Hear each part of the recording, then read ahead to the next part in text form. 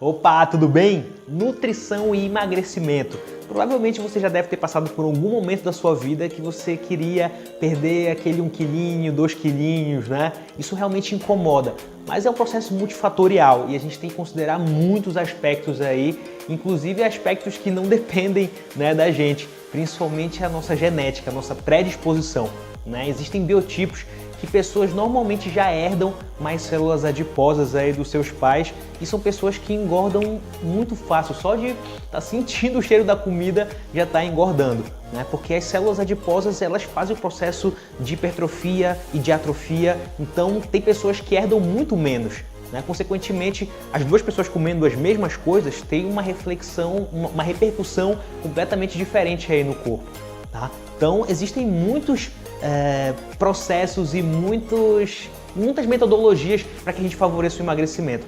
Mas na nutrição, a gente considera que preferencialmente seja um emagrecimento saudável e que haja reeducação alimentar. Provavelmente você já deve ter feito alguma dieta da sua cabeça ou dietas doidas, pode ter passado mal, pode não ter, pode ter dado certo, pode não ter dado, então tem muitas variáveis aí, né? Então, basicamente, para favorecer o processo de emagrecimento, precisa ter déficit calórico, tá? Você precisa, é matemático, você precisa gastar mais energia do que você consome no decorrer do seu dia. Isso é fato.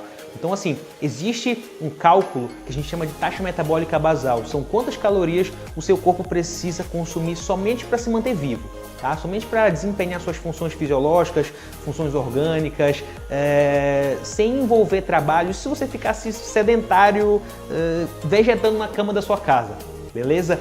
E aí, a partir disso, essa é a base que a gente tem como nutrição para calcular a quantidade calórica total de uma dieta. A gente tem que agregar novas calorias aí para pessoas que estão fisicamente ativas, para pessoas que trabalham muito agitado ou carregando peso, então tudo isso realmente influencia. Às vezes a pessoa come super bem, só que ela não atenta para as quantidades e essa conta realmente não bate. Você consegue emagrecer sem fazer exercício físico? Consegue, tá? Mas é algo muito sacrificante. Eu vou te dizer por quê. Para você se manter vivo, você gasta isso aqui de energia, certo? Então, na teoria, para você ter esse déficit calórico, você tem que consumir mais ou menos isso aqui. Então, assim, se você gasta isso aqui com exercício físico, se você gasta isso aqui para se manter vivo, mas isso aqui com exercício físico, você não precisa comer isso aqui. Você pode comer isso aqui, entendeu? Então, assim, é matemático. Então, a pessoa que está fisicamente ativa, ela tem saldo e ela pode comer um pouquinho mais. Então, assim, se você já vai passar por um processo de restrição qualitativo e ainda ter que comer muito menos e passar fome, o grau de desistência é muito alto. Então, qualquer profissional da área da saúde que você for conversar, for consultar, ele vai falar que é interessante você fazer um exercício físico, qualquer que seja, tá? Até porque vai melhorar a priori os seus aspectos bioquímicos, triglicerídeo, colesterol, pressão arterial, glicemia, tudo realmente melhora com o exercício físico. E aí, de quebra, você aumenta o teu gasto energético e faz com que aquela matemática ali aconteça. Fazendo isso todo dia, um pouquinho, você consegue no final da semana aí entre meio quilo a 1,5 kg tranquilamente de perda de peso. É só gordura? Não se sabe.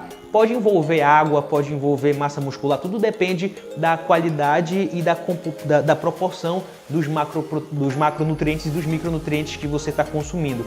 Então, as pessoas às vezes fazem as coisas por conta própria mesmo. Eu não acho isso errado, né? A gente tem acesso à informação, mas falta individualização. Então, fica a dica logo de cara.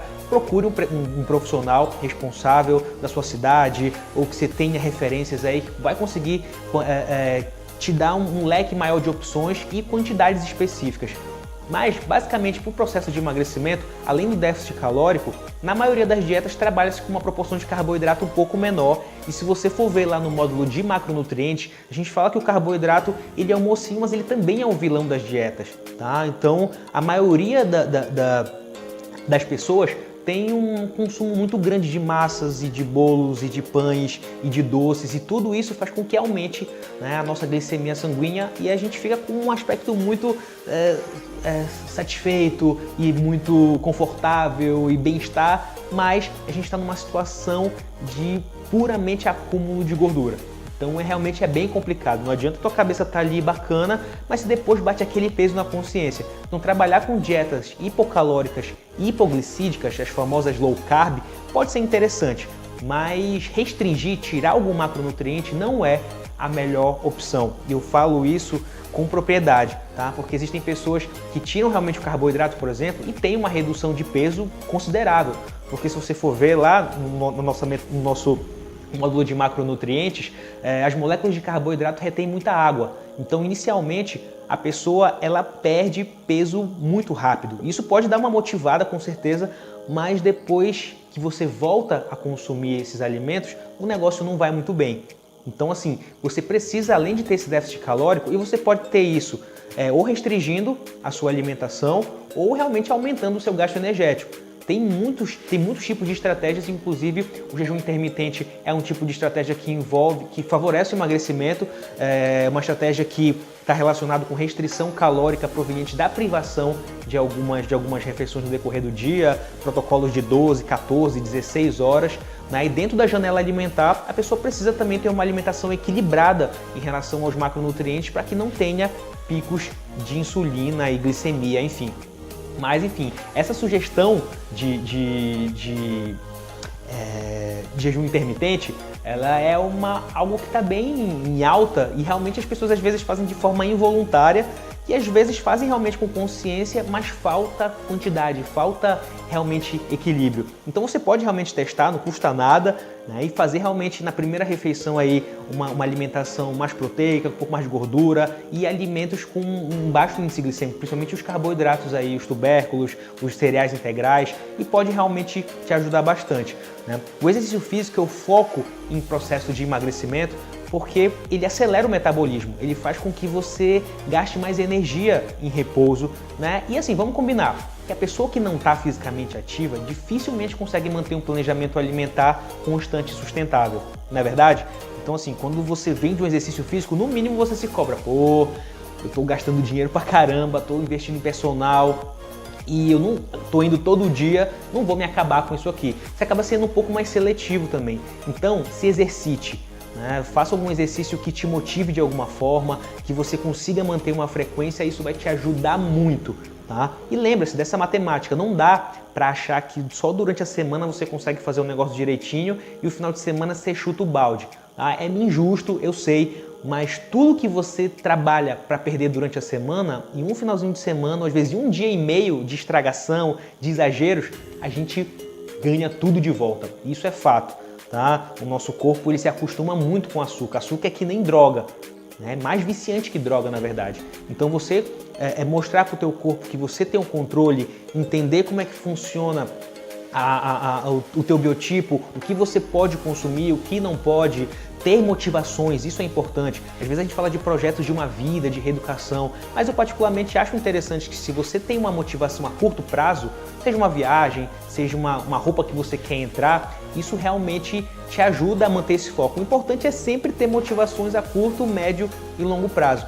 E não deixar que as tentações realmente lhe tirem aí do foco. Ou se tirar, eventualmente, que você consiga voltar logo, beleza? Então, o mais expressivo, ao meu ver, e a dica que eu dou, mais importante, na verdade, é que você consiga voltar logo à sua rotina normal, do que se você entrar no final de semana, numa viagem que você sabe que vai ser constantemente estímulos errados, o negócio fica realmente complicado, porque retomar a uma rotina equilibrada fica realmente mais difícil. E a gente não engorda fazendo uma refeição errada só. Dietas flexíveis estão muito na moda, né? Estão muito em alta, porque a gente trabalha também com o emocional da pessoa. Imagina, tirar alimentos que você está acostumado a comer desde sempre é muito impactante, é muito agressivo, o grau de desistência é muito alto, né? Mas tudo depende, claro, do seu nível de pressa, do seu nível de motivação. Então, a gente tem que realmente ter esse equilíbrio. Então, é super importante se exercitar, fazer um planejamento que seja equilibrado, que seja sustentável e você conseguir realmente manter isso, né? E principalmente nos finais de semana. O final de semana é complicadíssimo, tá? Então seja mais seletivo, olhe para aquele alimento e veja se aquilo ali está valendo a pena as calorias, mesmo você não sabendo quantas calorias tem ali. Não adianta ficar com peso na consciência depois e ficar chorando e ficar se culpando, tá? Você que tem que estar no controle. Então o processo de emagrecimento, muitas vezes para algumas pessoas é muito fácil, para algumas pessoas é muito lento. Então, tudo vai depender do seu biotipo e depender das escolhas que você vai fazer e durante quanto tempo essas escolhas vão estar ali na tua cabeça te dando todo o gás para você continuar, beleza? Então depois a gente vai falar sobre um módulo sobre ganho de massa muscular. Fica comigo, vamos que vamos!